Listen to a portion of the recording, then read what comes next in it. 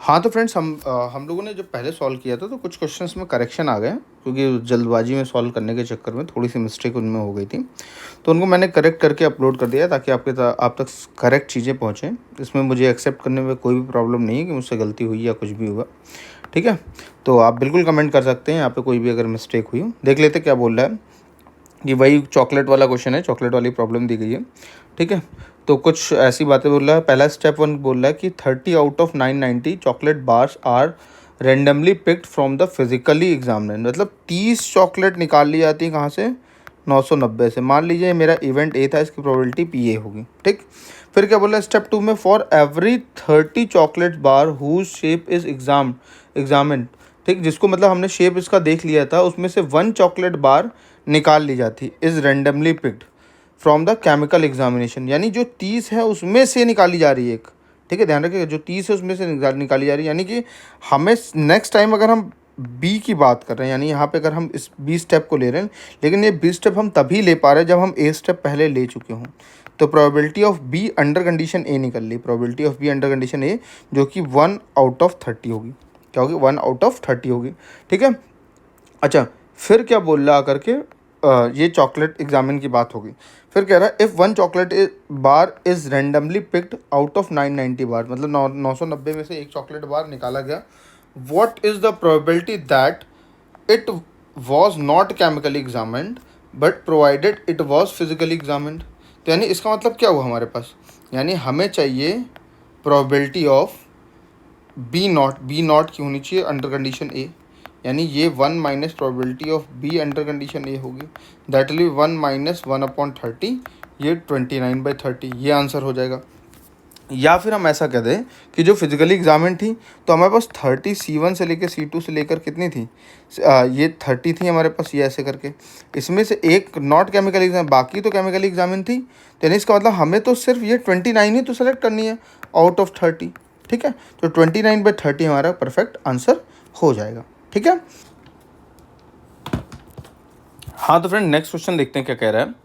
कह रहा है एक विलेज चीफ है, it wants to build a cuboidal water tank. Cuboidal water tank चाहिए उसको विद द स्क्वायर बेस, जिसका बेस कैसा? स्क्वायर हो, ओपन टॉप हो, टू स्टोर द 50,000 लीटर पानी।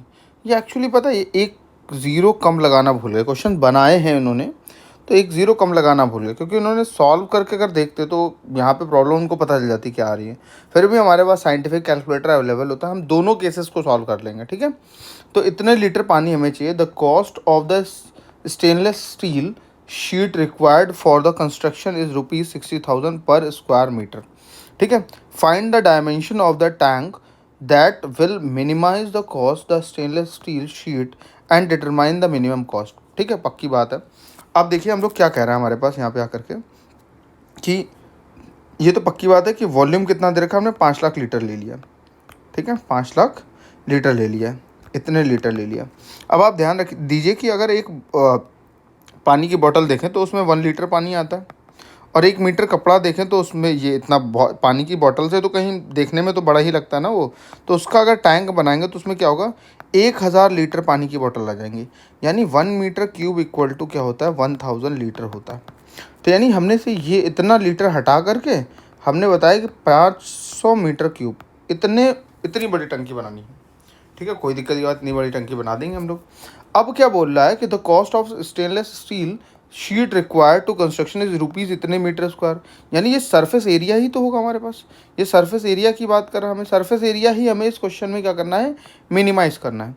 अब अगर हम इसमें सरफेस एरिया बनाएं एस, तो कह रहा है कि ये एच हाइट हो जाएगी, स्क्वायर बेस है, दोनों बेस तो एक्स हो जाएंगे। तो यानी कितना हो जाएगा? X square. एक तो ये बेस का एरिया हो गया, प्लस 4 वॉल हैं, 4XH हो जाएगा। एक वॉल का एरिया कितना होगा? x इंटू एच होगा, तो 4 वॉल होंगे, 4XH हो जाएगा। अब अगर वॉल्यूम की बात करें तो वॉल्यूम क्या हो जाएगा? X square into h equal to 500 होगा। तो h की वैल्यू कितनी हो जाएगी? That will B 500/x square होगी। क्यों हम h की वैल्यू क्यों निकालें? क्योंकि देखिए ये जो एक्स एस है ना, इसी को हमें डिफरेंशिएट करना है। तो s को डिफरेंशिएट करने के लिए हम लोगों ने क्या किया? इसको एक सिंगल वेरिएबल बनाया, यानी x पे डिपेंडेंट बनाया। यानी ये कितना बचा? 500/x स्क्वायर बचा। तो s equal to that will be 2000/x square बचेगा। एक्स सॉरी एक्स बचेगा 2000 अपॉन एक्स बचेगा फाइनली, ठीक है, हमने 2000 बाई एक्स लिख लिया। अब मैं एस को डिफरेंशिएट करता हूँ विद रिस्पेक्ट टू एक्स, तो D s by d x हो जाएगा, तो कितना बचेगा 2x minus 2000 upon x square. X की पावर -1 का डिफरेंशिएशन यही होता है, क्या होता है -1 एक्स की पावर -2।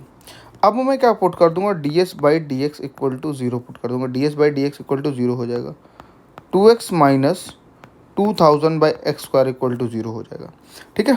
तो जिससे वैल्यू कितनी आ जाएगी 2x और ये 2000 बाई एक्स स्क्वायर हो जाएगा। ये एक्स क्यूब इक्वल टू कितना बचेगा 2000, तो एक्स की वैल्यू कितनी है, ये 2 और बचेगा तो यानी 1000 आ जाएगा, तो एक्स की वैल्यू आएगी 10 मीटर, एक्स की वैल्यू कितनी आ गई 10 मीटर आ गई।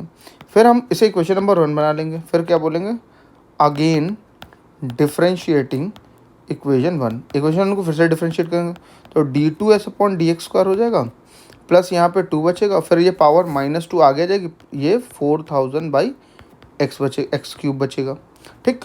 तो ये वैल्यू क्या है, ये वैल्यू अगर आप x देखिए 0 तो रख नहीं सकते क्योंकि आपको टंकी तो बनानी है। फिर उसके बाद क्या कह रहा है कि x तो पॉजिटिव होगा ना, x पॉजिटिव होगा तो ये वैल्यू भी ऑलवेज पॉजिटिव होगी। तो जब सेकंड डेरिवेटिव पॉजिटिव आ जाता है तो उसे क्या बोलते थे, s is minimum for x equal to 10 के लिए, x 10 हो गया तो s मिनिमम हो गया। अब h क्या हो जाएगा, h देखे तो h तो रिलेशन आया था, ये आया था 500 बाई एक्स स्क्वायर आया था, तो हम यही रख देंगे, तो 500 अपॉन 100 हो जाएगा, तो h की वैल्यू कितनी आएगी 5 मीटर आ जाएगी, h की वैल्यू कितनी आ गई 5 मीटर आ गई, क्लियर है, h की वैल्यू 5 मीटर आ गई, तो x हमारे पास कितना हो गया 10 मीटर और h हो गया हमारे पास 5 मीटर हो गया, क्लियर है। अब देखिए हम लोग क्या करेंगे, ठीक, अब आगे की बात करते हैं हम लोग यहाँ पे।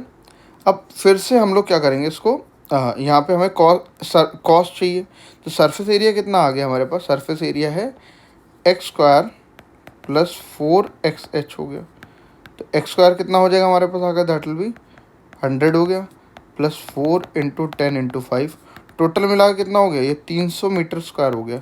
अब 1 मीटर स्क्वायर पे कितने का खर्चा आ रहा है, 1 मीटर स्क्वायर पे 60,000 का खर्चा आ रहा था, कितने का आ रहा है 60,000 का, ठीक है। तो टोटल कितना आ जाएगा, जो टोटल खर्चा जो आएगा वो 1800, फिर ये 40, इतने रुपए का खर्चा आ जाएगा, इतने रुपीज़ का, ठीक है।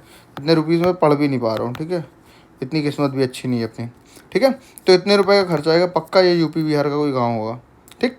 तो और भी क्वेश्चंस को हम लोग देखेंगे नेक्स्ट वीडियो में।